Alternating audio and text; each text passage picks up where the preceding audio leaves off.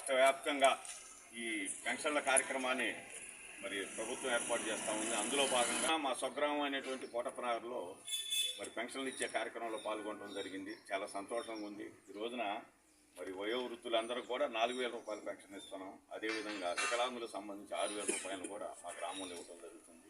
ఈ సందర్భంగా పాల్గొన్నటువంటి మిత్రులందరికీ ఈ సందర్భంగా ధన్యవాదాలు తెలుపుతూ ఒకటే మనవి చేస్తున్నా, చంద్రబాబు నాయుడు గారు వచ్చిన తర్వాత ప్రతి నెల 1వ తేదీనే టంచనగా పెన్షన్లు ఇచ్చే కార్యక్రమాన్ని ఏర్పాటు చేస్తున్నారు. దీనితో పాటుగా అన్ని అభివృద్ధి కార్యక్రమాలు కూడా చేస్తూ ఉన్నారు. మనకు బ్రహ్మాండంగా రాజధాని నిర్మాణం జరుగుతుంది, పోలవరం నిర్మాణం జరుగుతుంది. ఈరోజు చూసినట్టయితే భోగాపురం ఎయిర్పోర్ట్ను కూడా వేలాది కోట్ల రూపాయల నిధులతో ఈ రోజున ఈ రాష్ట్రంలో ప్రధానమంత్రి మోడీ గారితో ప్రారంభించడం అనేది ఈ రాష్ట్ర అదృష్టంగా భావిస్తున్నాం.